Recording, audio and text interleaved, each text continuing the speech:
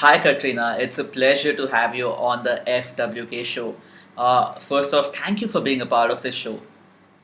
Well, thank you. It's my pleasure. Awesome. Great, Catarina. Well, you have been working in the wellness industry for 16 years now, and you help people transform their relationship with food and their bodies, which is something I really want to talk about in depth in this interview. But Mhm. before that, could you tell our audience, our viewers, a little bit about yourself and what actually got you started in the wellness industry? It was both from my personal experience and also professional experience. Mhm. On the personal realm, I've had health symptoms from as far back as I can remember. I grew up with IBS, irritable bowel syndrome. I had a bad case of acne, depression. I had the most troubling aspects for me also was that I suffered from PTSD, which translated into eating disorders and addiction to alcohol and addiction to sugar. So this basically started me on a path of needing to heal, wanting to heal, and I was my own guinea pig because most doctors would prescribe me a pill or an antidepressive, which I did take, and which in the end made things worse. So I did a ton of research. I studied all I could about nutrition. And as I said, I was my own guinea pig, and I tried many different diets, and I learned a lot. And all of these things helped me tremendously, but they still weren't enough. Right. And it was when I started dancing, which was something that I loved, and I studied at a time to be a professional dancer, that my entire relationship with food and with my body and obviously with myself completely changed.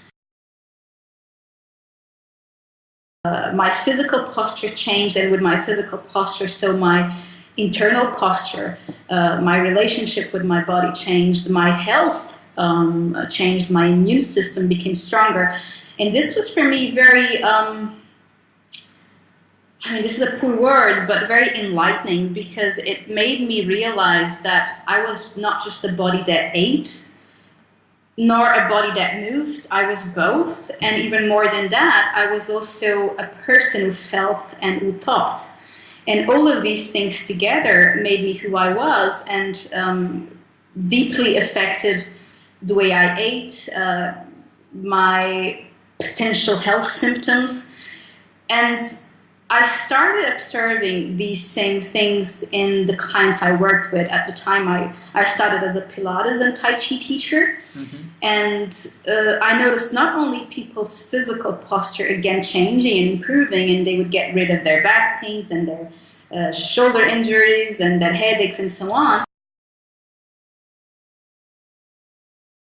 but with their physical posture, so their internal mental, emotional posture would change. And with that came new choices, and that meant new dietary choices, new lifestyle choices, new health choices. So again, I realized we're not just a body that moves or that eats, we're also a body that does those things together, plus a body that feels and that thinks. And that's what got me to study nutrition, eventually become an eating psychology coach as well, because I wanted to bring into my work as much as I could of an integrative approach that really sees people as a whole. Wow, that's really awesome. In fact, I kind of have a similar story, and I got started in the whole coaching industry and wanting to help people out of my personal pain. I had arthritis and I couldn't move, sit, and stand for 2 years, which was really painful, and I spent a really miserable time, and I was looking for answers just like you were. And wow, that's awesome to know. I find that often we create our own path and professional path in a very fulfilling way because of our own healing. We heal as we learn to heal others as well. Wow, That's wonderful. Mm. Uh, so, generally, I have seen that most coaches they only prescribe a diet, and I know that you help people transform their relationship with food and their bodies, and it's a very unconventional approach. Please tell me a little bit about your approach because it sounds very interesting. Yeah, well, I'm not invested in any particular diet, in any particular exercise, in any particular belief. I've tried them. I wouldn't say I've tried them all, but I've tried pretty much everything that I could get my hands on.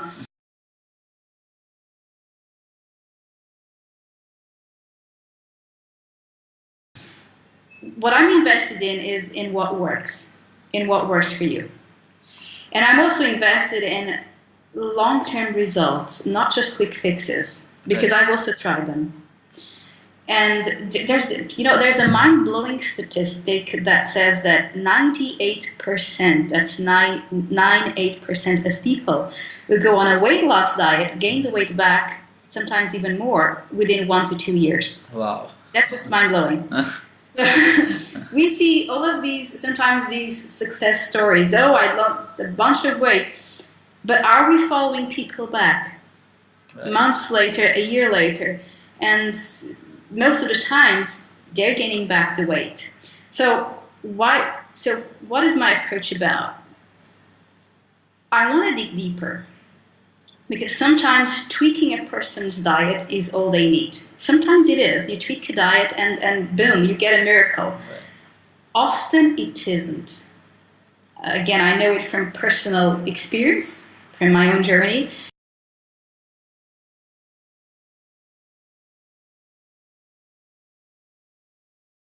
Sometimes you have to dig deeper because symptoms are not as simple as I ate this, it created a symptom. Sometimes it is, sometimes it isn't. Right. Symptoms are complex and they can translate a whole life experience.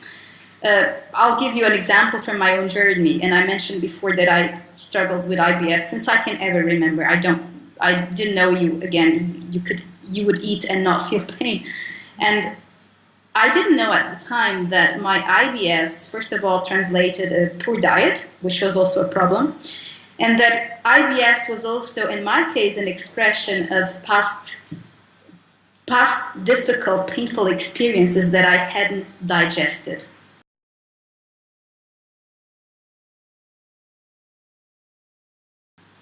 Because that's what's so wonderful about the body, and that's what I feel we're beginning to catch up, but we're still lacking a great deal in the health and wellness world, which is trusting the wisdom of the body.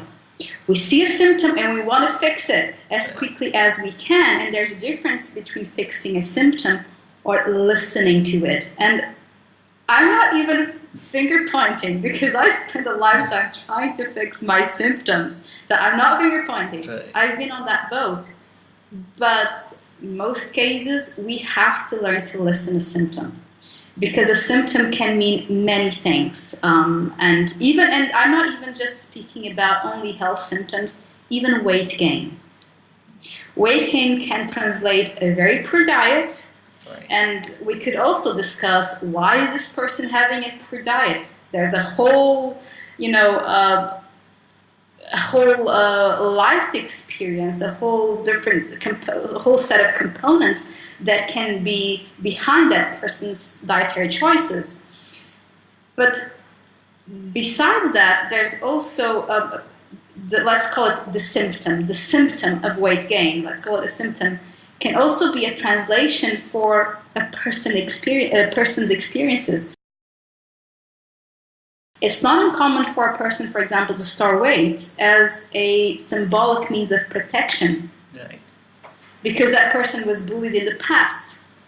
There's often cases of sexual abuse, for example. This isn't the rule, but this is just to explain the complexity of a problem that's much bigger than the calories we eat. Right.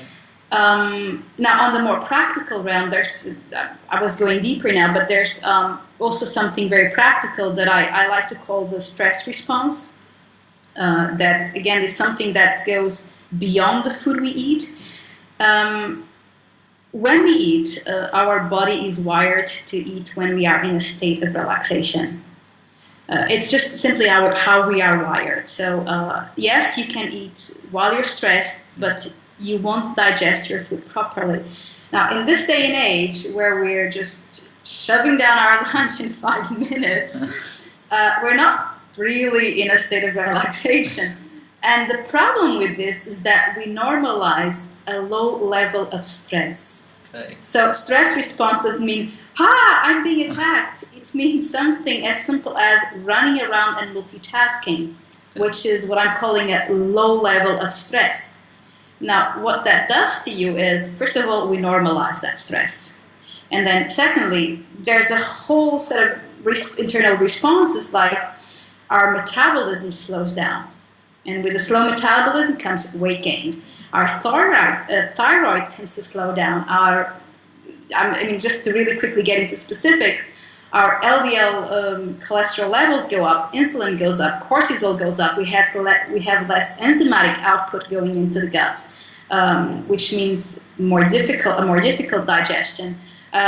We have less gut flora available.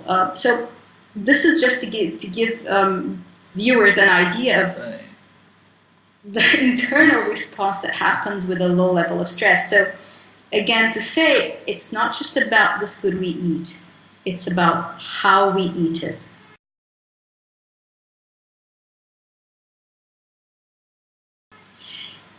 And to take it, just adding one last piece to take it a little bit further, because, and you mentioned, I do work with transforming people's relationship with food and with their bodies, because many times people come to see me and the problem isn't really in the food they eat or in weight, but in how we regulate our emotions, in how we regulate in our own relationship with our body. And it's a tough world, it's a tough life. So just to be very plain and simple. And it's not easy to manage emotions. Yeah. And when it's not easy to manage emotions, we channel that energy into behaviors like binge eating, overeating, emotional eating, and with a poor sense of body image. So one of the components of my work is not just helping people make better dietary choices, giving them some dietary education, but helping them also transform their relationship with their bodies. Because, and going back to that stress response that I was talking about a while ago, if you're not regulating your emotions well and you're channeling that into a very poor sense of body image, into self-attack, continuous self-hate, continuous self-attack, you're again in a constant level of stress. So on a practical level, you're feeding all of those mechanisms that I talked a while ago.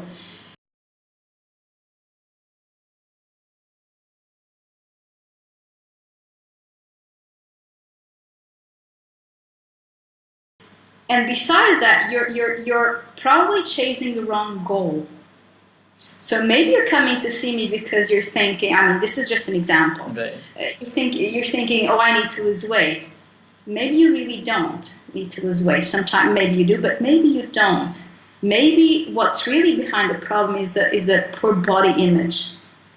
And that's not as easy as just, that's not always easy to identify. We can spend a lifetime believing that we have the wrong weight, when in reality we just have a very difficult relationship with ourselves and with our bodies. Wow, that's really awesome.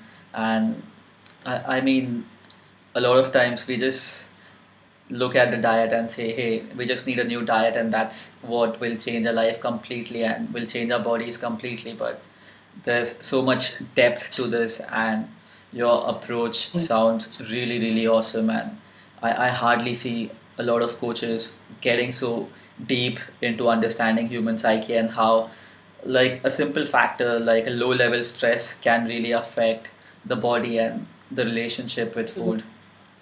Yeah, absolutely. And again, I'm just going to repeat what I said a while ago, which is this piece about normalizing. We normalize things. We normalize experience. We have to. I mean, we don't have time to just sit down and be present completely all the Right. time. So part of being able to cope is normalizing, but then we have to step back and see what exactly is going on. Um, Yep. Awesome.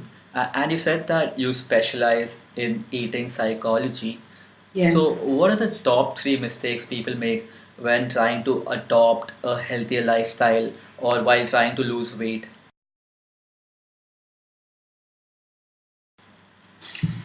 Yeah, there are a few. So one of, well, the easiest that comes to mind really is people start counting calories.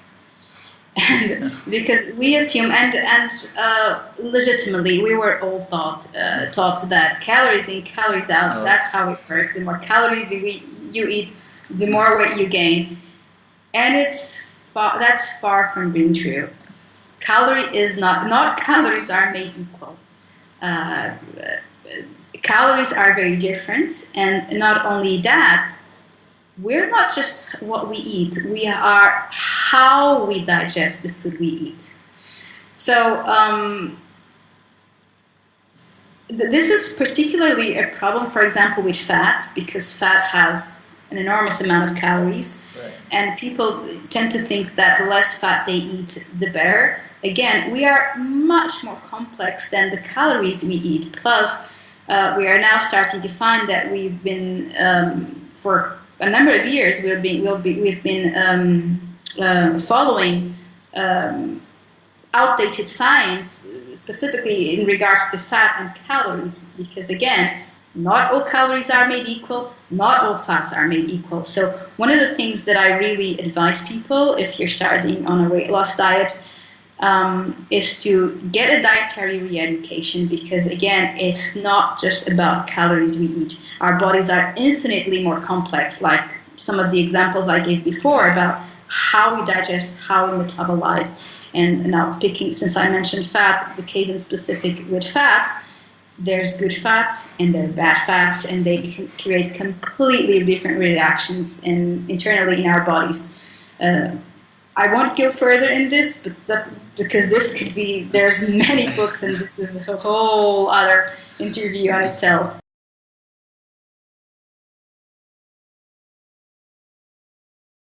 One of the other mistakes I find that people do is we tend to equate healthy lifestyle and weight loss with deprivation and lack of pleasure in eating. Right. And again, this is not true. There's a phase in digestion that experts call the cephalic phase of digestion. Basically, it means the brain phase of digestion. Okay, so what does that mean? It's the entire experience of eating, from even before you start eating, including the smell, the anticipation of the meal, the taste, the texture, the people you're eating with. It really is the experience of eating. And it's estimated that up to 40% of our digestive power comes from this cephalic phase. I find this mind-blowing. Wow. 40%. I wasn't even aware of this. Thank you Yeah, for sharing yeah. this. So it's called the cephalic phase of digestion, the brain phase, which is how we experience the meal. So one of the things that I find key, and I personally went on this bandwagon, which was healthy eating means deprivation, means no pleasure, and that's not true. Because the brain needs to register pleasure in order to signal the body full. We need that. And as I said a while ago, in this day and age where we're eating so fast and not even experiencing, sensing, tasting the food, then we end up eating and feeling like we haven't eaten enough. When maybe we have, it's just that we haven't experienced the pleasure and we haven't given ourselves the time we need in order to experience the meal.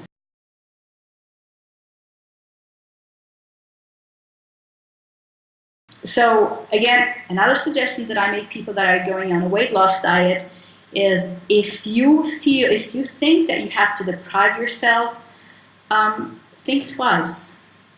I don't know, maybe find different recipes that you can do in order to actually enjoy, because weight loss is far from deprivation. Often it's the opposite, and it's not the first time that I work with the client, and give him or her a bunch of recipes that she actually enjoys eating. I've had clients eating more and losing weight. I kid you not. Wow. Because it's not as simple as calories in and calories out. Again, going to the point that I mentioned before, but it's your emotional chemistry.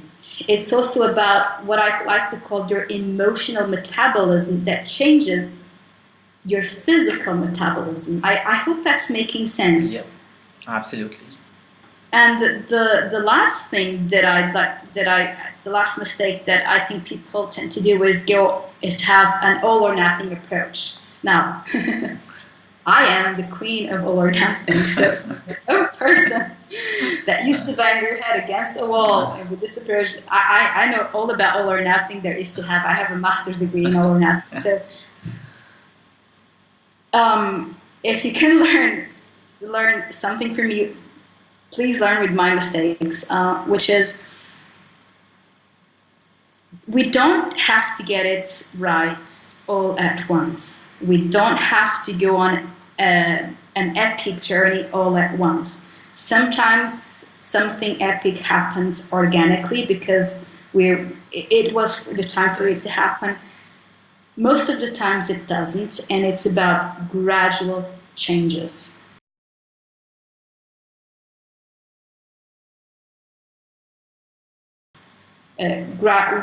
Gradual habit changes day by day, small steps, baby steps, one day after the other, that later down the road create what we see as a really massive happy change, that it's not just a dietary change but can be also a life change. So if you decide, for example, something very popular, and we're approaching the end of the year, is New Year's resolutions, and as a Pilates teacher, there's no best time in the year as January, because people make New Year's resolutions and gyms are completely full. February, it crashes because of the momentum. People, all our good will, we kind of crash in February. And this happens because of this, again, these epic resolutions that, again, I'm going to repeat myself here, but we don't have to make everything at once. And sometimes when we try to push ourselves to things that are beyond our current level, beyond our scope, we're setting ourselves up for failure.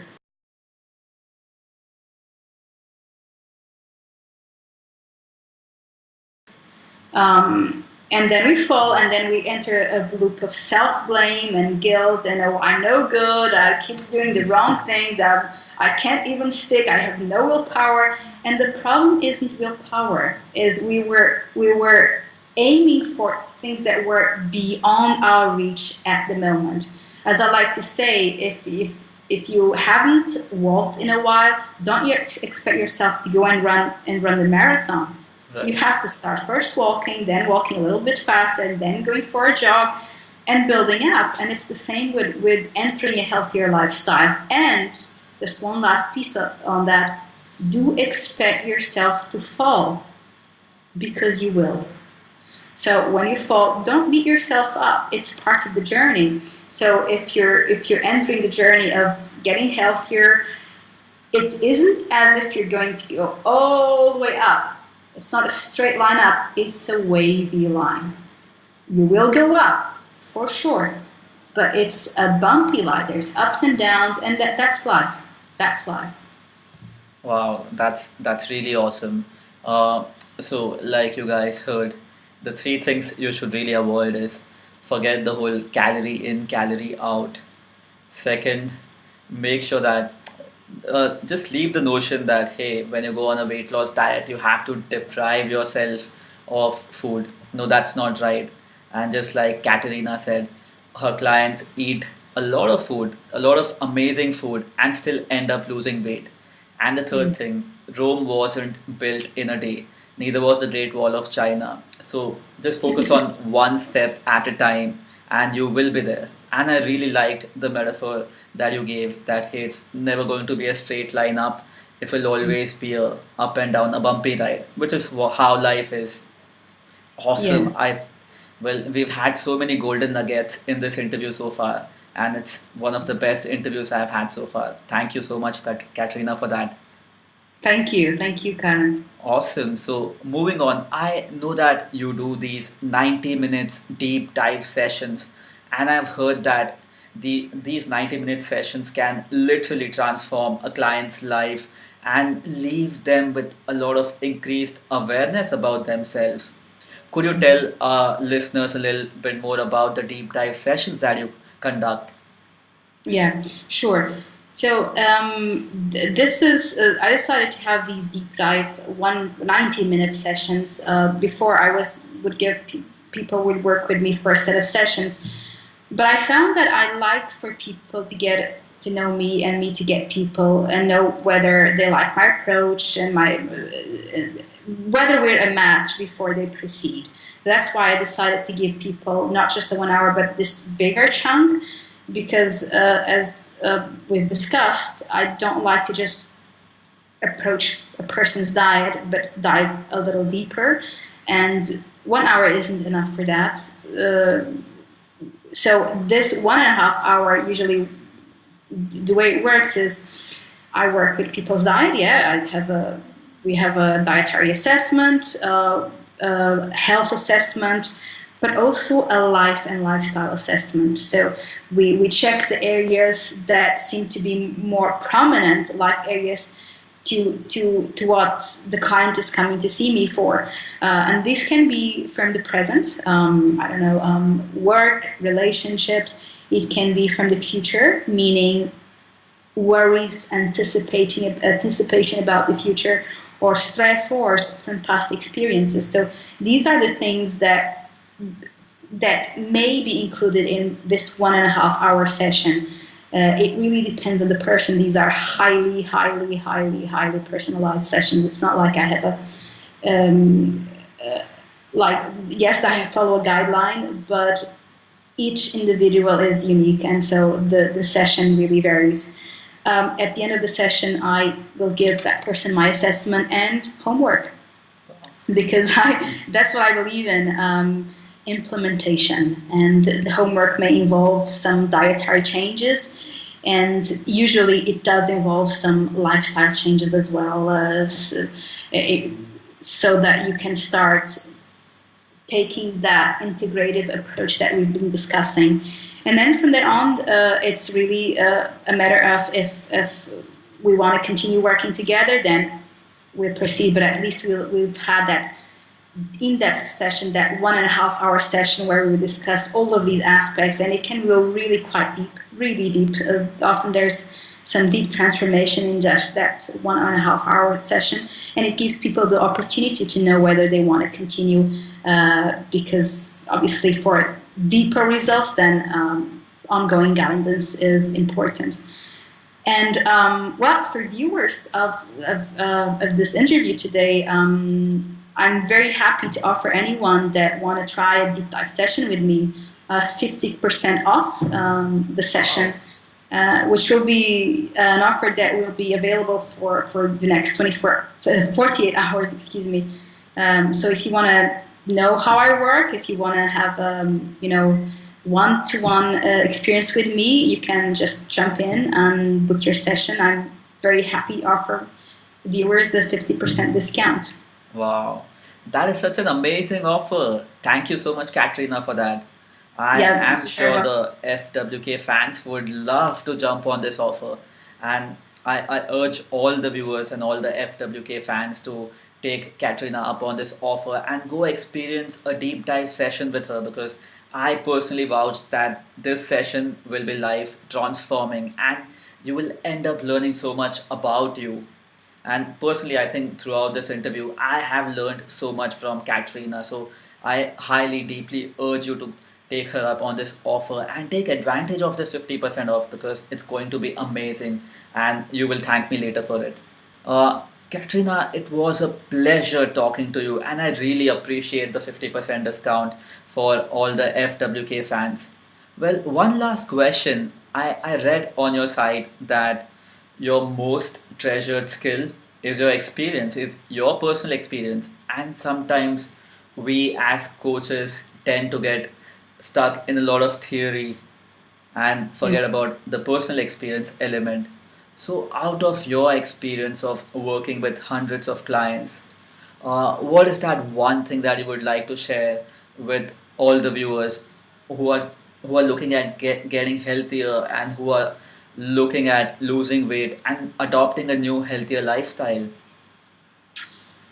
Um, I think for me, the most important thing is um, learning to trust your body and your body wisdom, because it, this was my own personal struggle, and it's what I observed the most in my clients.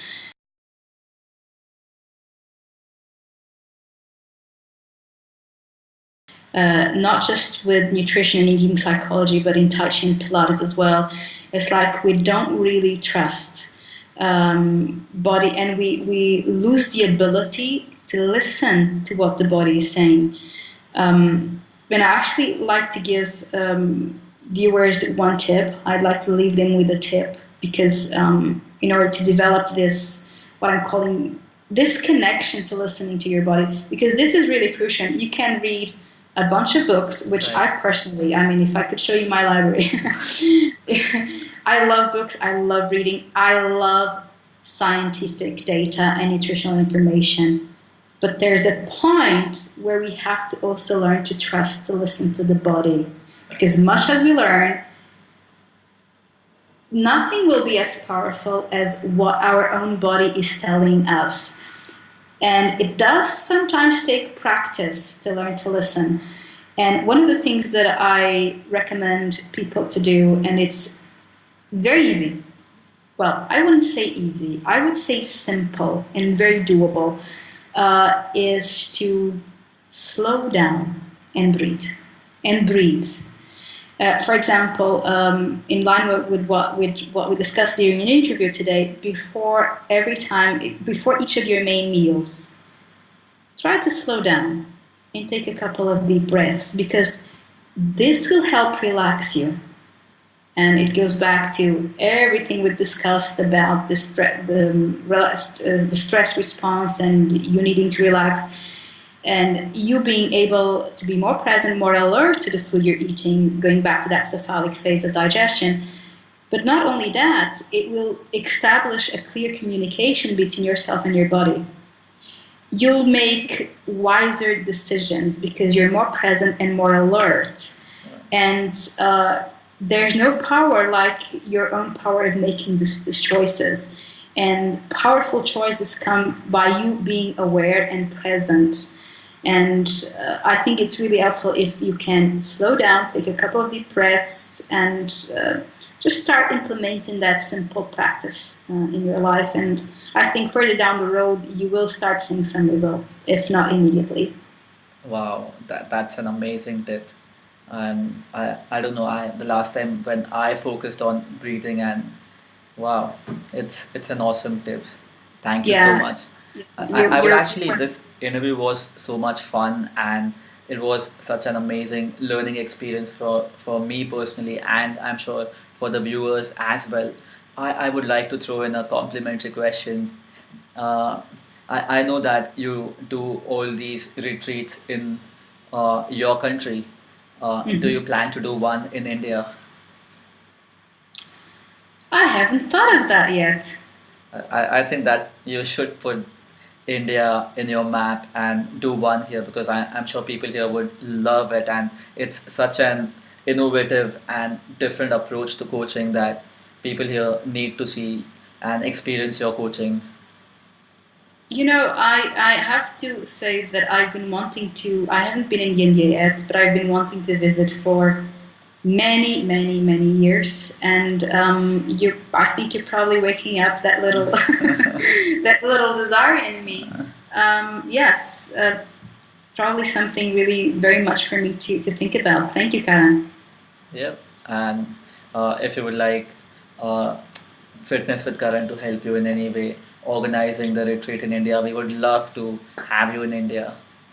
Absolutely. I will definitely then be in touch with you about that. Absolutely. Awesome. Sounds great. And thank you so much for this interview. It was a pleasure doing this interview with you. And honestly, it was one of the best interviews that I was a part of. And it was amazing to learn. I got a lot of golden nuggets out of it. And I'm sure people who will watch this interview would be blown away with the information and with all the insights. I mean, it's a completely new approach and it's a very innovative approach. Thank you. It was a real pleasure for me as well. Real pleasure. Thank you. Thank you so much.